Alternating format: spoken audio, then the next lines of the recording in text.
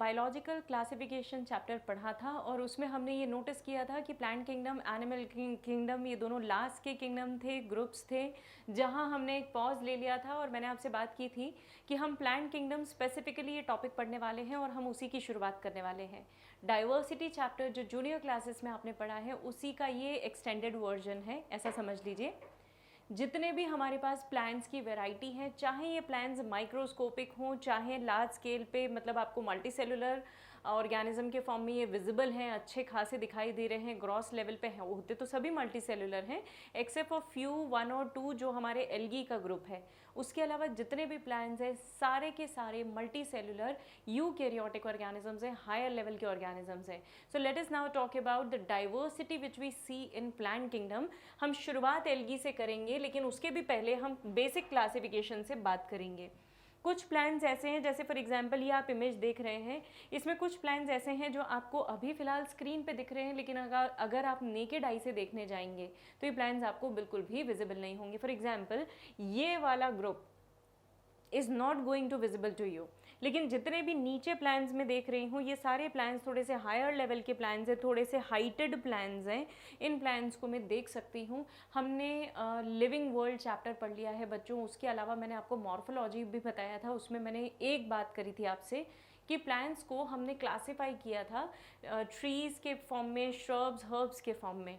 अब हम जो क्लासिफिकेशन पढ़ रहे हैं वो कुछ अलग लेवल का क्लासिफिकेशन है।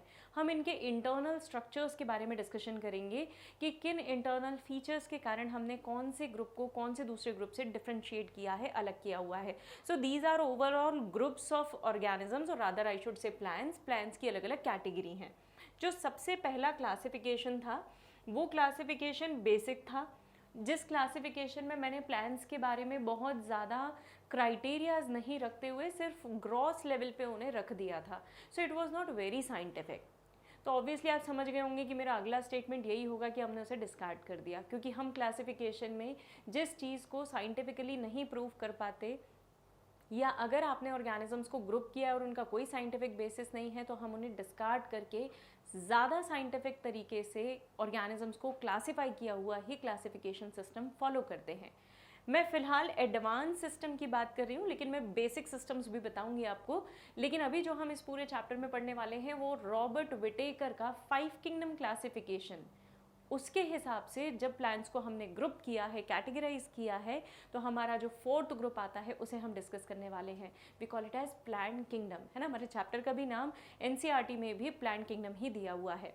तो ये रॉबर्ट विटेकर थे हमारे, जिन्होंने 5 किंगडम क्लासिफिकेशन प्रपोज किया था, और इनके इसी किंगडम को, इसी सिस्टम को हम फॉलो करते हैं। यहाँ पर इन्होंने प्लांट किंगडम में सारे के सारे यूकैरियोटिक ऑर्गेनिजम्स, अब आपको मीनिंग पता है, जिनके पास ट्रू एडवांस न्यूक्लियस है, ऑटोट्रॉफिक मोड ऑफ न्यूट्रिशन मतलब जो फोटोसिंथेसिस कर सकते हैं, और नॉन मोटाइल ऑर्गेनिजम्स मतलब जो मूव नहीं कर सकते हैं, इन सब को इन्होंने एक ग्रुप में रखा था which is called as plant kingdom.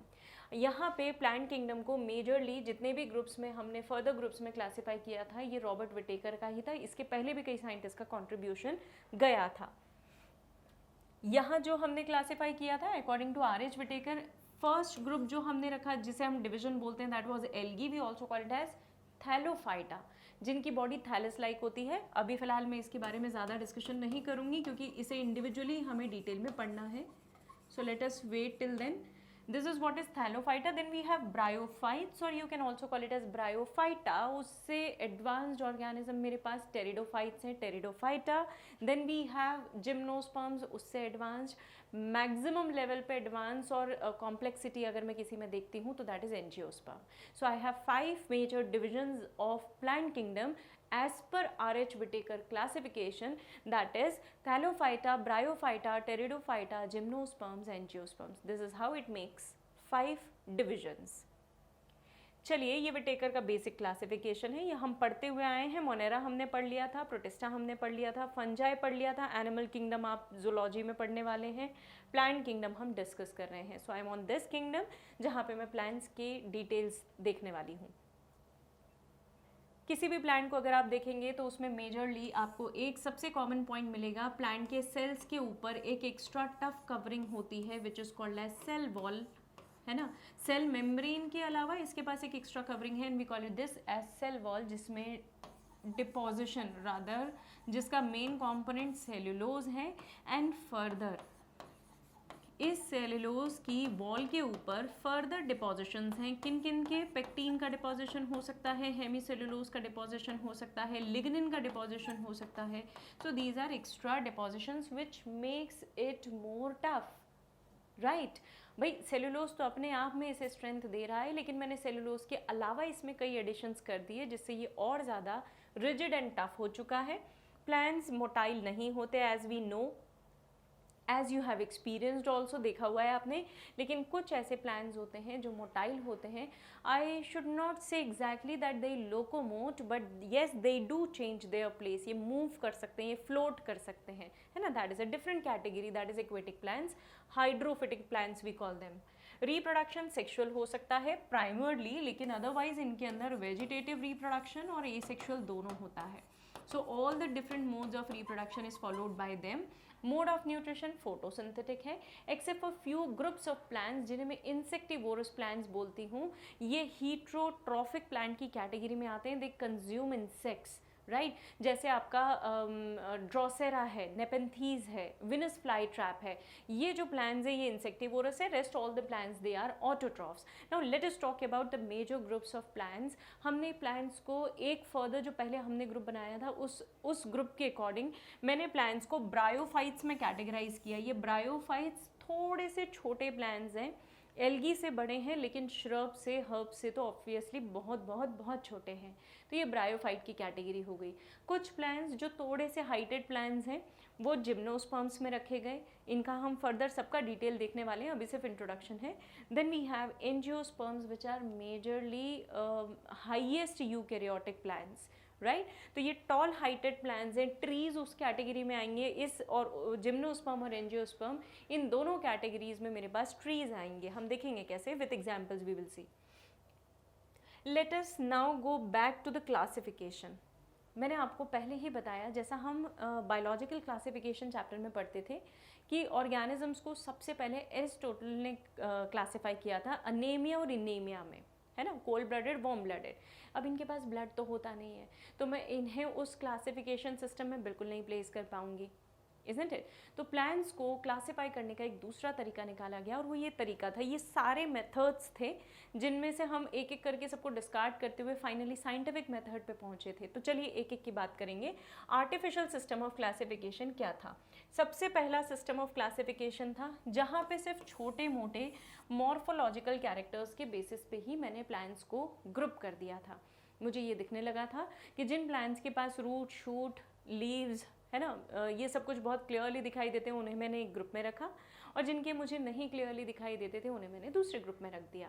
This was a morphological system of classification. ये लेकिन साइंटिफिक नहीं था बच्चों, क्योंकि आपने मॉर्फोलॉजी चैप्टर में एक चीज़ पढ़ी थी, and that was modification of stem, modification of root, modification of leaves. यही तीन तो मेजर पार्ट होते हैं ना प्लांट्स के, और आपने इन्हीं तीनों में मॉडिफिकेशंस लगा दिए। तो अगर मॉडिफाइड कोई स्ट्रक्चर है तो तुम उसे कहाँ प्लेस करोगे? इस ग्रुप में, इस किंगडम, इस सिस्टम ऑफ क्लासिफिकेशन के हिसाब से तुम्हें उन प्लांट्स को प्लेस करने में खासी दिक्कत होना है। इसीलिए हमने इस ग्रुप को या इस सिस्टम ऑफ क्लासिफिकेशन को निगलेक्ट कर दिया, डिस्कार्ड कर दिया। We then switch to natural system of classification. Natural system of classification मेरा क्या कहता है कि जहाँ पे मैंने प्लांट्स को उनके जितने भी कैरेक्टरिस्टिक्स विजिबल थे इसके हिसाब से उन्हें क्लासिफाई किया, मैक्सिमम पॉसिबल कैरेक्टरिस्टिक्स के बेसिस पे, प्लस इनके रिप्रोडक्टिव नेचर के भी बेसिस पे क्लासिफाई किया। मतलब सिर्फ ऐसा नहीं था कि मैंने उन्हें बाहर से देखा, उनका स्ट्रक्चर देखा, जज किया, and then have kept them in this group.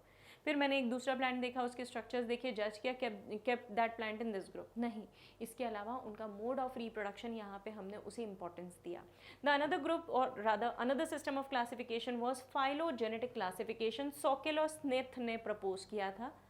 Phylogeny का मतलब होता है एंसेस्टरी, मतलब आप अपने पूर्वजों के हिसाब से क्लासिफाई कर रहे हैं। इसका क्या मतलब अगर सपोज मुझे रोज़ दिख रहा है, रोज़ प्लांट को मुझे क्लासिफाई करना है, तो मैं ये आइडेंटिफाई करने की कोशिश करूँगी कि इसके खुद के फीचर्स क्या हैं। मैंने देख लिया उसके फीचर्स, मैंने देखा एक कॉमन फीचर के बारे में बात करती हूँ, थॉर्न्स। रोज़ में थॉर्न्स प्रेजेंट है, तो मैंने जितने भी थॉर्न्स वाले प्लांट थे उनको सबको उठा के एक ग्रुप में रख दिया, है ना। मैंने पी प्लांट देखा, क्लाइंबर है है ना, छोटा सा वीक स्टेम्ड प्लांट है वो। तो मुझे जितने भी वीक स्टेम प्लांट मिले उनको सबको मैंने पी के साथ रख दिया। तो यहाँ पे एंसेस्टरी को ट्रेस करते हुए हम प्लांट्स को क्लासीफाई करने लगे। Again this was a vague system of classification, we need to ignore that and we ignored it. बाद में हमारे पास आया traditional system of classification. Eichler ने इस सिस्टम ऑफ क्लासिफिकेशन को प्रपोज किया था। आप साइंटिस्ट के नाम यहाँ पे भूल जाएं तो भी चलेगा, यहाँ बिल्कुल बॉदर करने की ज़रूरत नहीं है बच्चों। आप सिर्फ मेन कॉन्सेप्ट पे ध्यान दीजिए, क्योंकि एनसीईआरटी में ये पॉइंट बहुत समराइज्ड वे में दिए हैं, कंसाइजली दिए हैं। सो हम जस्ट इनका एक इंट्रोडक्शन ले रहे हैं, then we can skip the learning of these scientific name of the scientist, right. ये सिस्टम ऑफ क्लासिफिकेशन मेरा काफ़ी हद तक वैलिड था और काफ़ी हद तक एक्सेप्टेड था। क्या किया था मैंने, इस ग्रुप में मैंने प्लांट्स को 2 फर्दर सब डिविजन्स में रखा, सब ग्रुप्स में रखा, क्रिप्टोगैमी एंड फेनेरोगैमी। क्रिप्टोगैमी का मतलब होता है ऐसे प्लांट्स जिनके रिप्रोडक्टिव ऑर्गन्स थोड़े से हिडन है, not very well expressed. Okay, जैसे आप स्कूल्स में आपको फ्लावर का डिसेक्शन करवाया हो, है ना, तो आपने देखा होगा वहाँ पे male flower, male parts of the flower, female parts of the flower easily identifiable थे। ऐसी कंडीशन हो जहाँ मेल फीमेल पार्ट्स को इजीली आइडेंटिफाई किया जा सके, आपको दिखे सीड कहाँ है, आपको दिखे फ्रूट कैसा है, फ्रूट के अंदर सीड कहाँ है, that will be phanerogamae. And cryptogamae will be hidden reproductive organs, जहाँ पे ऑर्गन्स क्लियरली विजिबल नहीं है। I kept them in cryptogams. So this is the system of classification which we are following. ये एक overall view है आपके सामने। Plant kingdom जैसे हमने क्रिप्टोगैमी और फेनेरोगैमी 2 ग्रुप्स में डिवाइड किया है। क्रिप्टो में मेरे पास 3 फर्दर सब डिविजन्स आते हैं, Thallophyta, bryophyta and pteridophyta. You can see it here. Thallophyta मतलब बॉडी थैलस लाइक है, मास लाइक स्ट्रक्चर है, जहाँ पे आपको रूट स्टेम लीव्स नहीं दिखाई देंगी। तो एल्गी में आपको कुछ भी क्लियरली नहीं दिखाई देता। एल्गी इज जस्ट अ मास, है ना, ग्रीन कलर का, सिर्फ एक स्प्रेडेड स्ट्रक्चर दिखता है। फंगस को मैं फिलहाल अलग कर सकती हूँ बच्चों, क्योंकि फंगस को अब हमने एक अलग किंगडम दिया है, लेकिन पहले फंगस को इसमें इंक्लूड किया था, इसलिए चार्ट में आपको यहाँ दिख रहा है। Lichens are association of algae and fungi, है ना, तो क्योंकि यहाँ पे एल्गी आ गया है इसलिए मैंने इसको यहाँ पे प्लांट किंगडम में रखा हुआ है। ब्रायोफाइटा, टेरिडोफाइटा, एक एक ग्रुप को बाद में देखेंगे। Gymnosperms and angiosperms falls under the category of phanerogamy, wherein you can see either the reproductive organs of not either, in fact the reproductive organs are very clearly visible, right. Gymnosperm में seed naked होता है, it is not enclosed in the fruit, fruit के अंदर नहीं है, तो इसमें dispersal में थोड़ी सी आसानी होती है ना। लेकिन जो एनिमल्स के थ्रू डिस्पर्सल होना चाहिए ना बच्चों, वो थोड़ा टफ हो जाता है। तुम देखो अगर कोई किसी प्लांट में फल होते हैं तो उसके ऊपर तुम्हें इंसेक्ट्स दिखेंगे, बीज दिखेंगी, एनिमल्स दिखेंगे, मंकीज़ दिखेंगे, सब कुछ दिखेंगे ना वहाँ पे, क्योंकि वहाँ पे कुछ है जिसको खाया जा सकता है, isn't it? आप भी जाएंगे, स्क्विरल्स दिखेंगे, आप भी जाएंगे वहाँ पे, खाएंगे और उसके बाद क्या करेंगे, सीड्स को ऐसे ही छोड़ देंगे।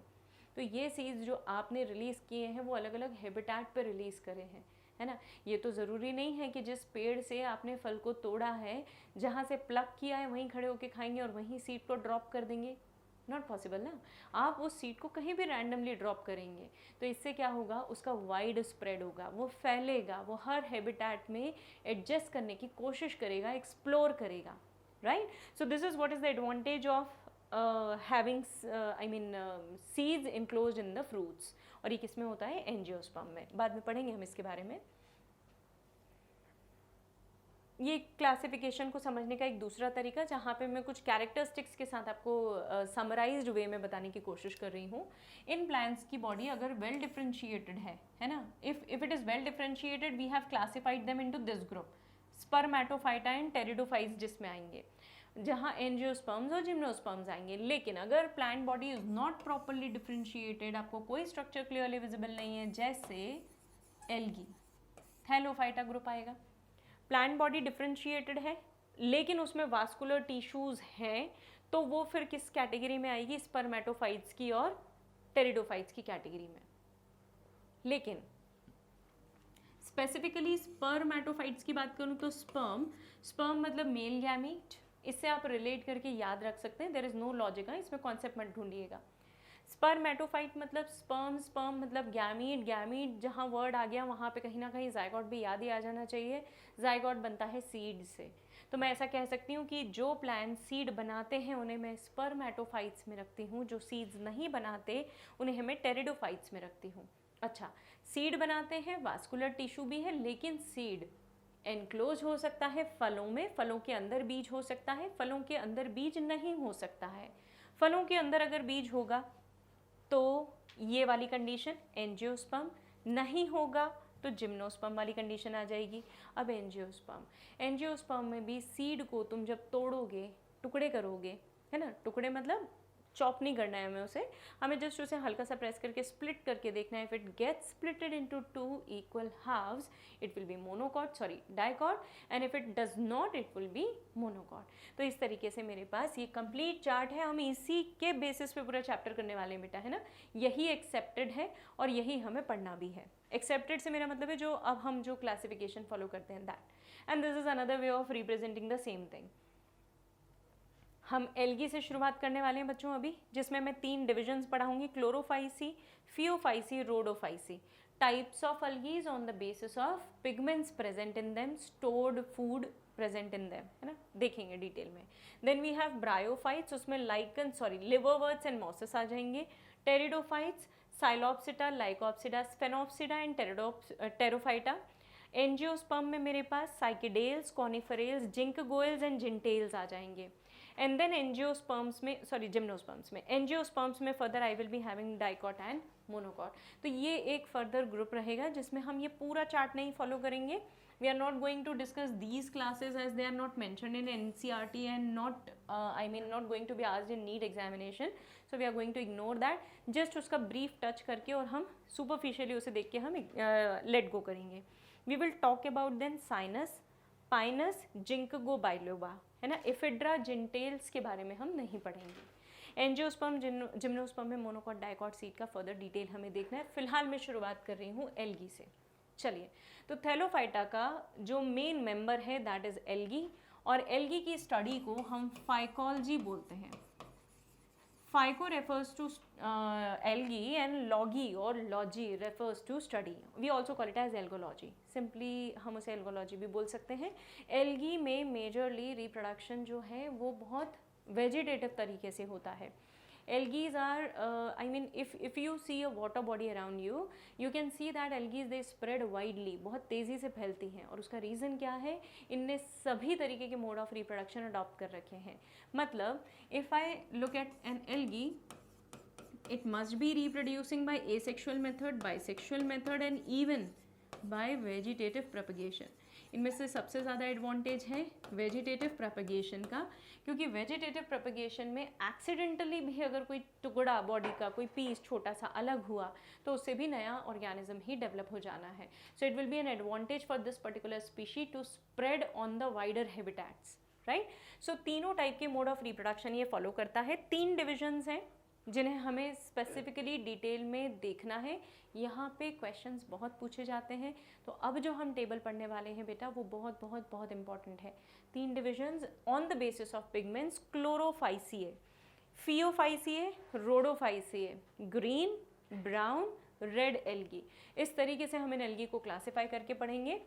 ये चार्ट आपके सामने है जिसे बहुत अच्छे से लर्न कर लीजिएगा। NCERT का चार्ट है, green, brown, red algae. Green is basically chloro आपको पता है, क्लोरोफिल किस कलर का होता है, green. So green algae is Chlorophyceae. Phaeophyceae is basically, phaeo stands for brown colour pigment, तो ब्राउन एल्गी। एंड रोडोप्सिन आपने सुना होगा, और आपके आई के अंदर जो पिगमेंट्स होते हैं वैसा ही ये यहाँ पे रोडोफाइसी, रेड एल्गी का पिगमेंट, राइट। इनके अंदर जो मेजरली पिगमेंट्स प्रेजेंट होंगे जो इन्हें फोटोसिंथेसिस में मदद करते हैं। Of course if it is a normal algae, if it is any algae, तो देख लो क्लोरोफिल ए और बी तो सब में कॉमनली होने ही चाहिए, AB, AC, AD। A is a universal pigment, याद आई बात हमने फोटोसिंथेसिस चैप्टर में की है कि chlorophyll a universal photosynthetic pigment है। प्लांट्स में सब में होता है, एल्गी में भी देख लीजिए सब में है। सिर्फ बी से वैरी होना शुरू होता है। क्लोरोफाइसिए में हमारे पास क्लोरोफिल बी है, फियोफाइसी में सी है, और रोडोफाइसी में हमारे पास पिगमेंट डी है। याद रखने के लिए कैसे याद रख सकते हैं, फियोफाइसिए सिर्फ आप याद रख लीजिए, इसमें सी स्टैंड्स फॉर सी, रोडो डी, जिस पे आपका जो एम्फेसिस है प्रोनाउंसिएशन का वो ज़्यादा हो रहा है, रोडो डी, राइट, ऐसे करके याद रख सकते हैं आप, क्योंकि ये पिगमेंट्स पूछे जाते हैं, याद करने पड़ेंगे। ओके, कैरोटिनॉइड्स और ज़ैंथोफिल ऑरेंज और येलो कलर के पिगमेंट्स हैं, ये हमारी रेगुलर नॉर्मल ग्रीन एल्गी में होते हैं, ठीक उसी तरह जिस तरह प्लांट्स में होते हैं। लेकिन अब जो नीचे वाली दो एल्गीज है ना, इनके अंदर पिगमेंट्स वेरी करेंगे, चेंज होंगे। देखिए कैसे, फ्यूकोजैंथिन, नाम अच्छे से ध्यान रखना, याद रखना, fucoxanthin, flavoxanthin and beta carotene orange colour के। आप जैसे जैसे ऑरेंज टिंच पे जाना शुरू करेंगे ना, ग्रीन से ऑरेंज टिंच पे मूव करेंगे, it will give you a brown colour. और इसीलिए यहाँ पे ये तीन पिगमेंट्स मिलकर इस पर्टिकुलर एल्गी को ब्राउन कलर इम्पार्ट करते हैं, hence it becomes brown in colour, right. Then I have phycoerythrin and phycocyanin. Erythrin, erythrocytes, RBC, आपके रेड ब्लड सेल्स, हम बोलते हैं रेड ब्लड सेल्स है ना, क्यों, क्योंकि ब्लड रेड कलर का होता है। क्यों रेड होता है, इरिथ्रीन पिगमेंट प्रेजेंट है, राइट। तो जब भी इरिथ्रीन बोलेंगे आप बोल दीजिए it is red in colour, आंख बंद करके बोले रेड इन कलर, कोई एक्सेप्शन नहीं है इसका। सैनिन जहाँ भी बोल दें ब्लू कलर बोल दीजिएगा, कोई एक्सेप्शन नहीं है। सो ये रेड और ब्लू। एल्गी कैसा दिखेगा, ओवरऑल रेड दिखेगा, लेकिन पिगमेंट कौन सा प्रेजेंट है उसमें, हरा भी है ना, क्लोरोफिल ए ग्रीन कलर देता है, फाइकोसैनिन ब्लू देगा, फाइकोइरिथ्रिन रेड देगा, लेकिन एल्गी दिखेगा कैसा, ब्राउन। तो इन तीनों कलर के मिक्सचर से, मिक्स होने से, रेड इसमें डोमिनेंट है, रिमेंबर रेड डोमिनेंट है, बचे हुए तीनों कलर मिक्स होने से इसमें overall appearance dark red colour का आता है, hence this algae appears to be red in colour, right. मैं एक बार स्क्रीन क्लियर कर देती हूँ और अब हम तीन आखिरी के 4 कॉलम्स पे चलेंगे। ये समराइज्ड है, जब भी हम इंडिविजुअली एक एक डिवीजन के बारे में बात करेंगे ये सारी बातें रिपीट होंगी, there I will skip everything, right. Stored food याद रखना, यहाँ से क्वेश्चन पूछा गया है, स्टार्च और शुगर के फॉर्म में मेरी नॉर्मल ग्रीन एल्गी फूड को स्टोर करेगी, ठीक वैसे ही जैसे मेरे प्लांट्स स्टोर करते हैं। But when I talk about brown algae, it is going to store mannitol and laminarian. Red algae में floridean starch, it's a kind of starch, it's a kind of carbohydrate, ये सब carbohydrate के ही form है।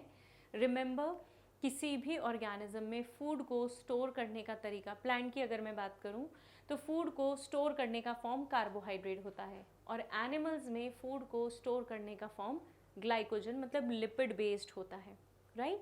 सो they have, इसीलिए हमारे अंदर जब lipid का डिपोजिशन बढ़ता है we started turning to be fatty, है ना। प्लांट्स कभी भी फैट नहीं होते, कभी भी मोटे नहीं होते, प्लांट्स की सेकेंडरी ग्रोथ होती है, और सेकेंडरी ग्रोथ उनके अंदर सेल्स के डिपोजिशन से होता है, and it is not due to deposition of stored food, जबकि हमारी बॉडी की सेकेंडरी ग्रोथ होती है फैट के डिपोजिशन से।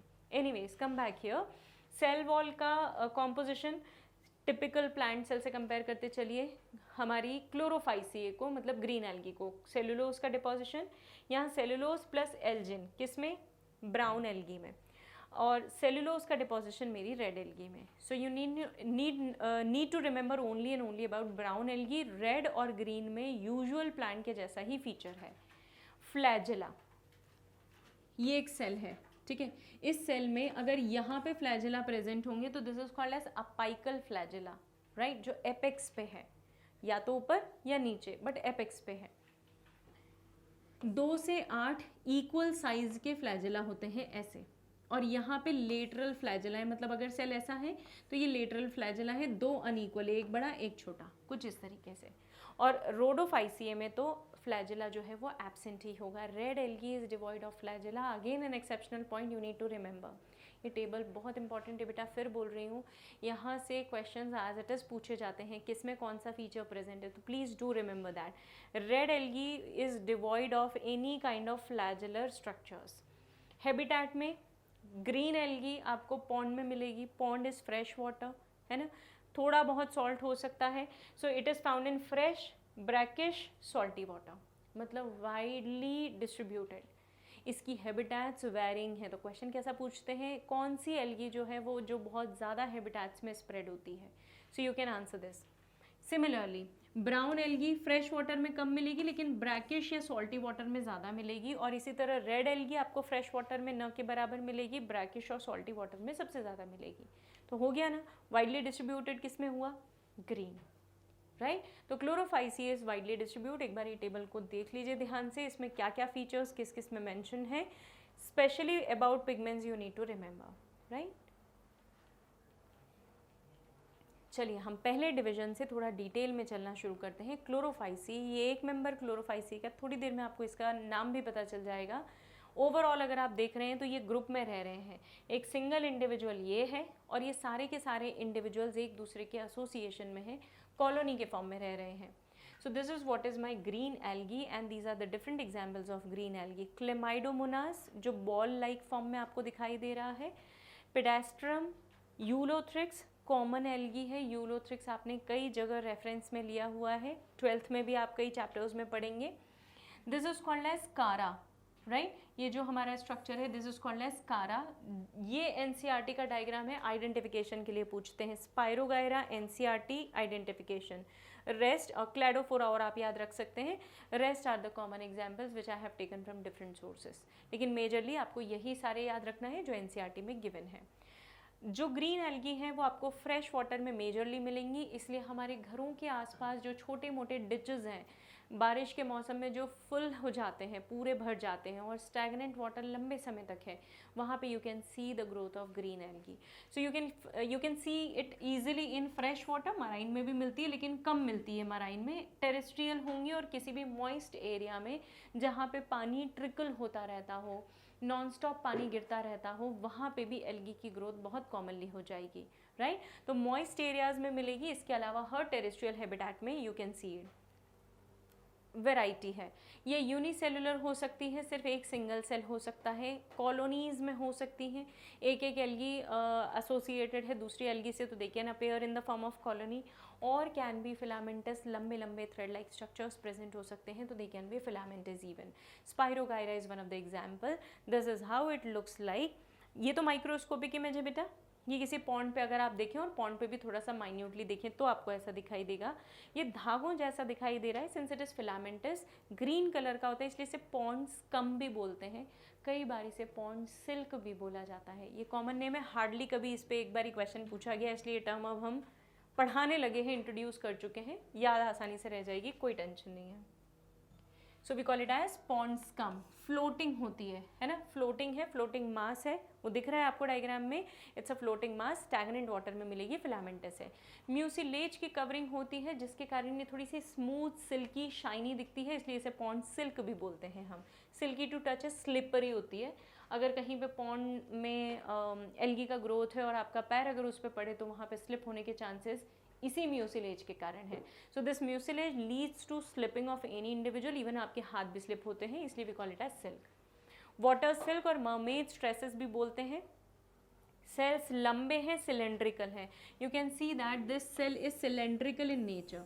बीच में इसका डीएनए नहीं है बेटा, बीच में जो आपको वेवी फॉर्म में दिखाई दे रहा है, हेलिकल फॉर्म में दिखाई दे रहा है, जैसा हम डीएनए को देखते थे, ये डीएनए नहीं है, ये क्लोरोप्लास्ट है, और ये क्लोरोप्लास्ट ग्रीन कलर का है, इसलिए आपको डायग्राम में भी ग्रीन दिख रहा है। This is basically nothing but your chlorophyll A, fine.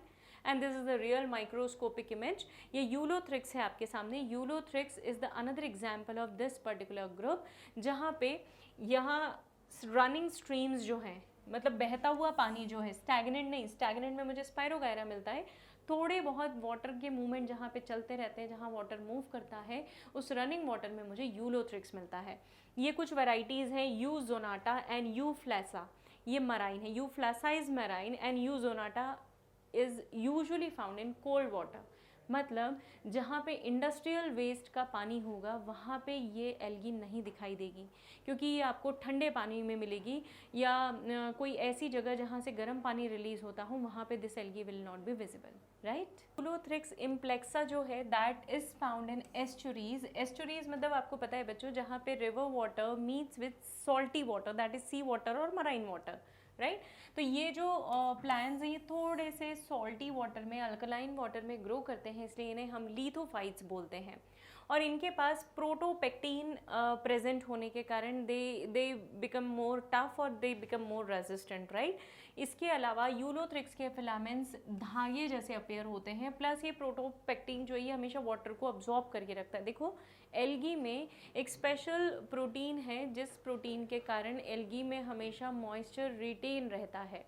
Algae grow तो मॉइस्ट प्लेसेस पे होती ही है, बट इसके अलावा इसके अंदर एक स्पेशलिटी और है कि इसके खुद के पास एक ऐसा प्रोटीन है जो प्रोटीन नॉर्मल मॉइस्चर को अब्जॉर्ब करके रखता है, रिटेन करके रखता है, जिससे हमेशा एल्गी के पास मॉइस्चर की अवेलेबिलिटी रहेगी और ये कभी भी ड्राई नहीं होगी तो सर्वाइव करेगी, right.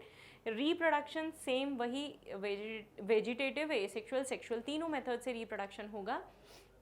Let us now talk about another division of algae that is called as Phaeophyceae. Phaeophyceae हमारे brown algae as we already talked about. Fucoxanthin इनके अंदर पिगमेंट है, क्लोरोफिल ए पिगमेंट प्रेजेंट है। ये प्राइमरली आपको marine habitats में मिलेंगी, rarely आपको फ्रेश वाटर में मिलेंगी। इसके बारे में हमने डिस्कशन किया हुआ है। इनमें इतनी वैरायटी है बच्चों की इनका साइज माइक्रोस्कोपिक से लेकर जायंट तक भी हो सकता है। आप सी में जायंट केल्प देख सकते हैं। ये सिंपल ब्रांच है जिसमें normal sea leafy like structures दिख रहे हैं, although these are not leaf, आप इसे लीफ न समझें, सिर्फ ब्रांच स्ट्रक्चर्स है, लीफी दिख रहे हैं but they are not leaf. इसके अलावा मेरे पास फिलामेंटस फॉर्म भी होते हैं जैसे एक्टोकार्पस। ये एक्टोकार्पस का स्ट्रक्चर जहाँ पे आपको ऊपर का ये थैलस लाइक स्ट्रक्चर फ्रॉन, नीचे का जो कनेक्शन है जो कि होल्ड फास्ट मतलब जो सपोर्ट से अटैच होता है, होल्ड फास्ट से जो कनेक्ट होता है उसको हम स्टाइप बोलते हैं। So we have stipe, frond and holdfast, जिसके कारण हम इसे इजीली आइडेंटिफाई कर सकते हैं। That is what is Phaeophyceae.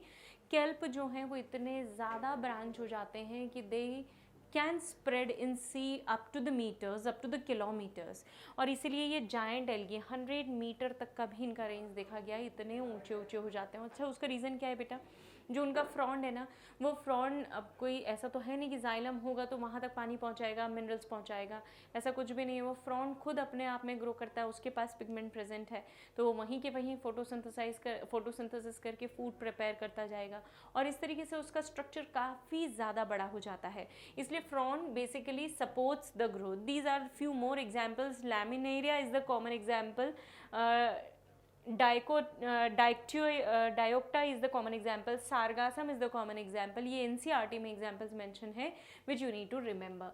The next class is Rhodophyceae. Rhodophyceae में पॉलीसेफोनिया मेरे पास एक एग्जाम्पल है। पिगमेंट मेरे पास क्लोरोफिल ए के अलावा red pigment are phycoerythrin, phycocyanin present है, commonly we call them as red algae.